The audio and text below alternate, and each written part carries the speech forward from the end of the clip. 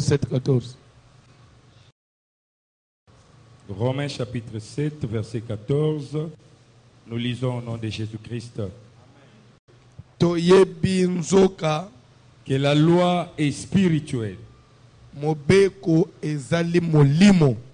Mais moi, je suis charnel, vendu au péché. Ngai nazali mutu ya nzoto ya musunyi na tekama na masumu. Car je ne sais pas ce que je fais. Poete na yebi oyo na salaka te. Je ne fais point ce que je veux. Na salaka te makambo na lingi kosala. Et je fais ce que je hais. Na salaka oyo na yinaka. Or, Nzoka. si je fais ce que je ne veux pas, Soki mutu azosala makambo alingaka te. je reconnais par là que la loi est bonne. Seke mutu anayebi ke mobeko na Nzambe ezali malamu. Et maintenant, ce n'est plus moi qui le fais, Seke ezali ngai te mutu nazosala. mais c'est le péché qui habite en moi. Ezali lisumu oyo efandi na kati na ngai. Ce qui est bon, je le sais, Ya malamu nayebi yango. n'habite pas en moi, Me nakutaka yango na kati na ngai te. c'est-à-dire dans ma chair. Elingi koloba na nzoto na ngai. J'ai la volonté, Naza na posa ya kosala malamu. mais non le pouvoir de Me faire le bien. makoki ya kosala yango eza te. Car je ne fais pas le bien que je veux, Po ete nasalaka malamu na lingi te. et je fais le mal que je ne veux pas. Me nasalaka nde mabe oyo ngai na yinaka. Et si je fais ce que je ne veux pas, Soki nazosala oyo nalingaka te. ce n'est plus moi qui le fais, Eza ngai mutu nazosala yango te. c'est le péché qui habite en moi. Seke ezali lisumu oyo nakuti na kati na ngai. Je trouve donc en moi cette loi. Nazokuta kati na ngai mopeko oyo. Quand je veux faire le bien, Mbala nyonso nalingi kosala malamu. le mal est attaché à moi. Car je prends plaisir à la loi de Dieu Po ete nazosepela na mobeko na Nzambe selon l'homme intérieur. kolangisa mutu na ngai ya kati. Mais je vois dans mes membres une autre loi Nazokuta na kati na nzoto na ngai mobeko mosusu qui lutte contre la loi de mon entendement ebundaka na mobeko ya boyoki na ngai. et qui me rend captif de la loi du péché Ezokanga ngai ezokomisaka moumbu ya mobeko ya lisumu qui est dans mes membres. oyo efandi na nzoto na ngai. Misérable que je suis, Naza mutu wa mawa, mutu wa pasi. qui me délivrera du corps de cette mort? Nani akoko sikola ngai, ko délivrer ngai, ko kangola ngai na nzoto ya masumu. Grâce soit rendue à Dieu par Ngolu Jésus-Christ, ezonga kaka na Nzambe, puisque na nzela na Jésus nde notre na Seigneur. kolo na biso nde nakoki kobika. Tobeteli Yesu maboko.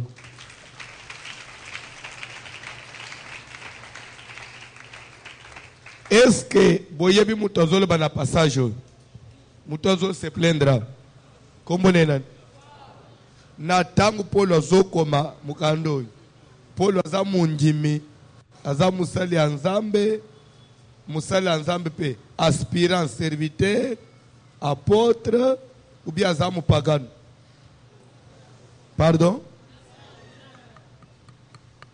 Apôtre, asa tongi na ba église, abatiza bato, akomisa bato basali ya Nzambe.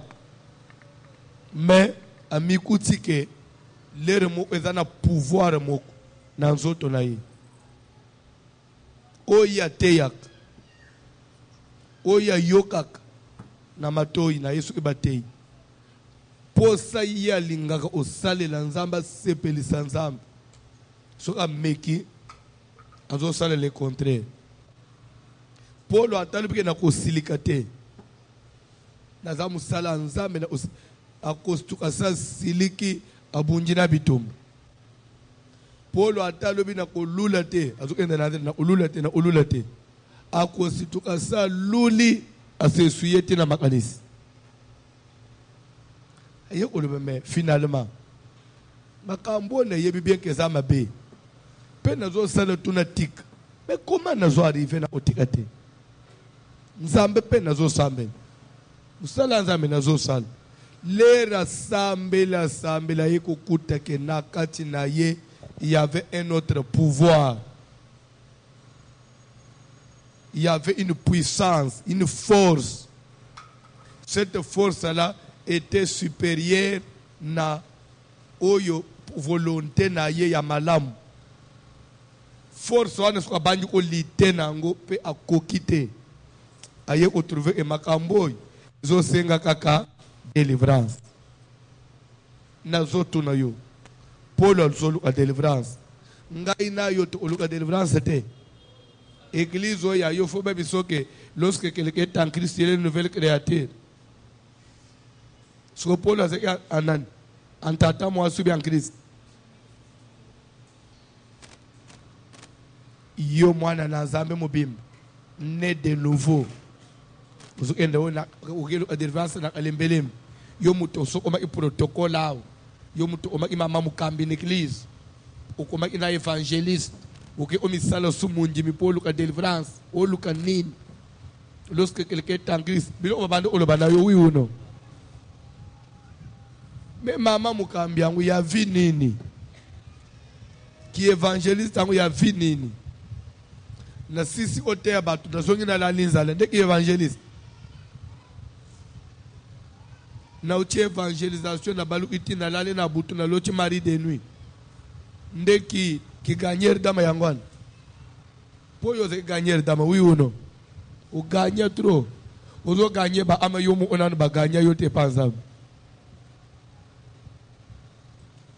On a besoin de la délivrance à tous les niveaux. Nous avons besoin de la délivrance. Même chose awa. Lui, Paul, il a parlé de la loi du péché, de la puissance du péché, la force du péché qui habite en lui, les liens du péché qui habitent en lui. Le péché, c'est un lien. D'abord, ce lien, il est universel. Il est humanitaire, oui ou non? Ça veut dire que Moutounio Sobotama Namaina Makila. Il est condamné au péché. Quel que soit titre na ma amunazab. Ata zat ata sango. Amen. Alléluia. Na ibite suki batindele yope yango. Na monaki yango na WhatsApp nanga. Tata sango moko langue azobina na ba mamelu. Akata loketo penza. Yope monaka yango. Yope eya ape pana. Omona ape yango olobaka nini lelo monaka ana vie sango akolangwa ba mamelo pe basa soko mamelo mo oya ya mwa munene wala oya bebilenga banda unyingisa sima na tali na mamelo na mamelo kende kufa bilo ni nozo salo wala ya kolangwa na kufa dans ce que bazo katawan il y a Mama Maria Moyo ou bien ya mukili ya kata fumbo penza tata sango zo kata fumbo na mamelo na lobi la loi du péché ça c'est le pouvoir du péché te betere so baboko.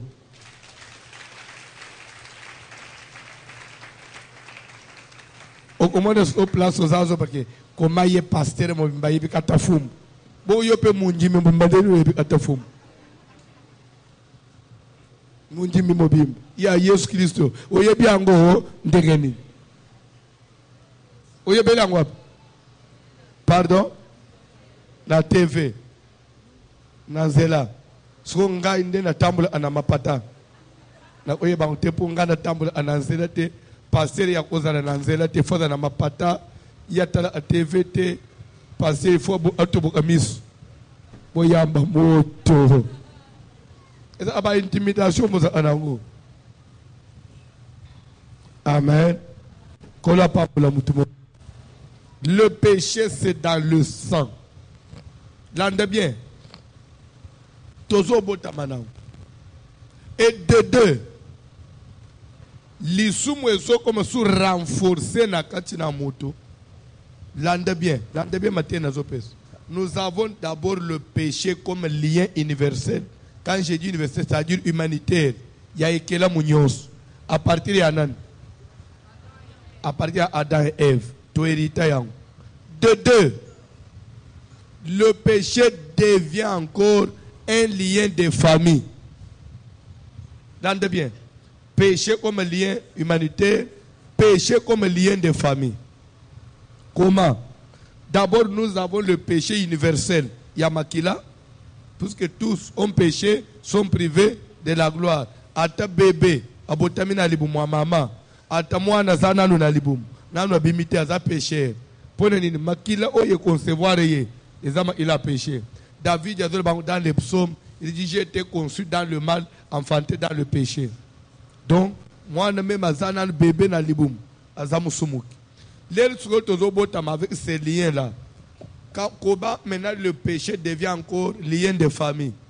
Toujours sous hérité, comportement, habitude, il y a des parents qui ont été ce qui maman n'a pas vu na vie, moi si à Libala, maman n'a pas vu mukolo, maman mobimba, atrisha, on a ba vieux quartier, na vieux munganga, vieux munganga.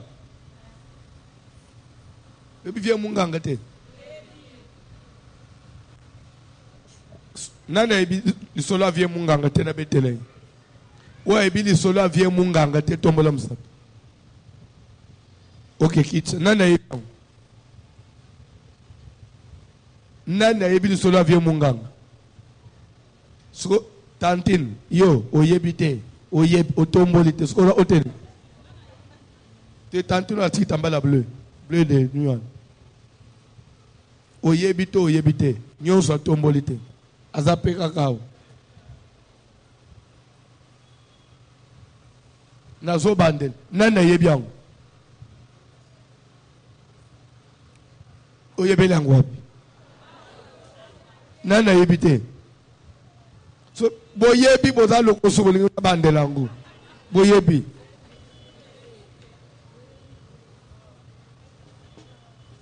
ok na obetango te so boyebite bo ene utuna na baninga bazaba obetele bino après matin donc so imama na bino taki na vient munganga oye ko hérité sous makila ya mama bilo kwana pe kolanda yo oyebi ba musu bazo sala makamususu ezali vieux papa na bangwa menaki ezali vieux mama wa bote ezali vieux ba yaya na yeba menaki a hérité nguna makila ozo vanda na mobali moko te po mama ni vanda na mobali moko te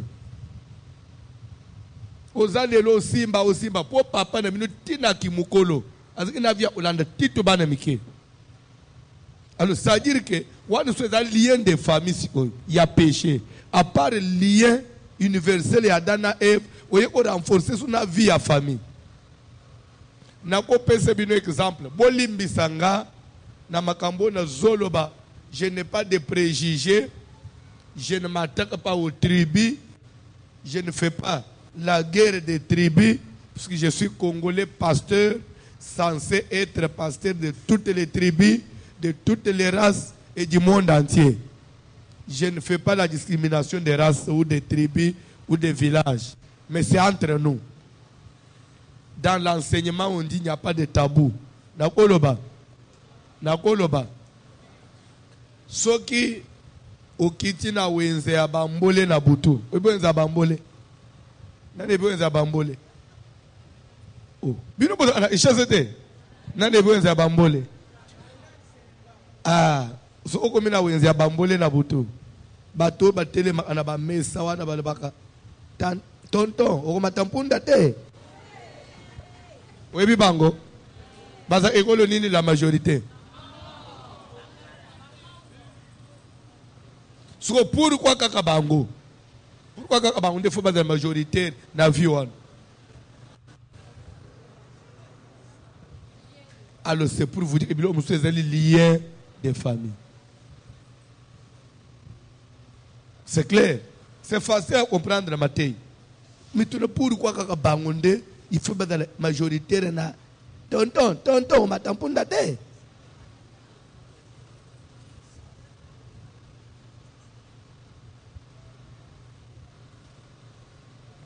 Olu ape mpunda zate, cheval zate. Son mpunda ni roza matana putu. Amen. Cheval a permis place à Nazala. Est-ce que j'ai permis ça à place? Qu'on a pas mbula mutumoko. Alléluia. Maman ndeni yozo se otiki osega te ba dinga yozo batiki osega. Maman za pembe nya poto a kokate ufika na osega. Oyebi ngate oyesika omesana. Ometapso oyesika.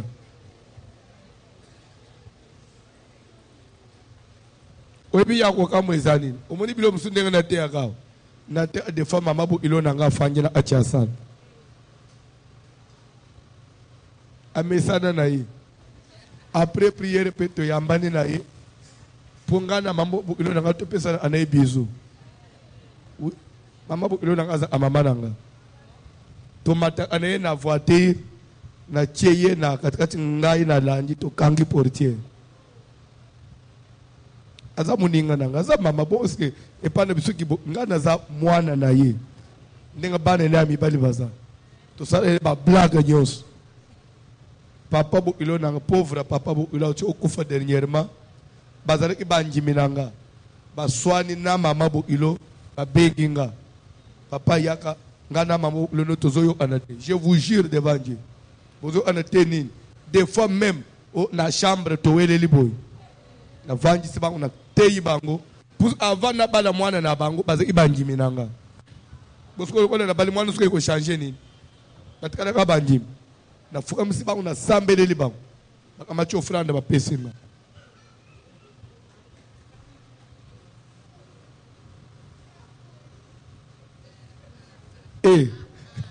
Yoko kate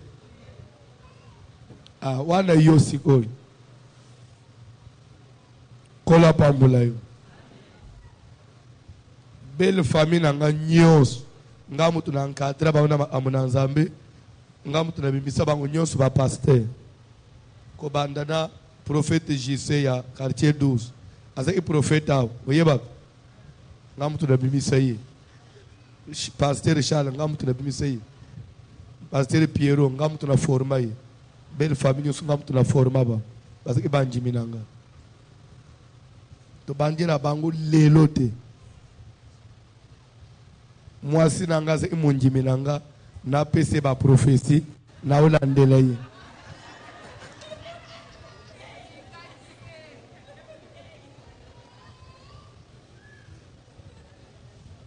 Amen. Pese prophétie o tse prière na sambeleli ye.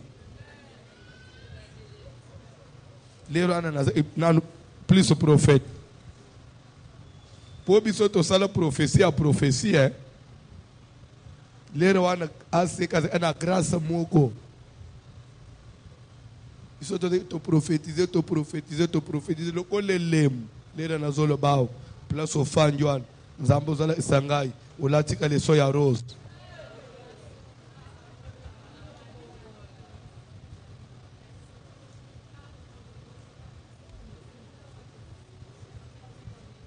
Soki batu bazana tem mama mukambi azwa ndeko akenda na toilette na sima batali mama mukambi azuyo bakina azonga papa eza ya rose église nyose beti baboko wa après ce qu'on a bandu koloba azana état dama mabe boyina usko wangana sikoy soki na kangu siko ndoki wangana sikoy lero ana crainte za une église crainte za une église crainte za une église ngana diminuwa na lembisa prophétie pour na mi concentrer mingi na ki pastoral. Pourquoi? Parce que au komi fungulela yo ba breche belete o prophétiser o teya o sambele la ba satana za epe lombe lera ko yela nga pardon na za mutu moko toka bula abitumbe ba prophète pezo ndambu bamosusu mpe bazwi ndambu ngape satana azalaka satana soki azwi yo na coin kombola motu moko.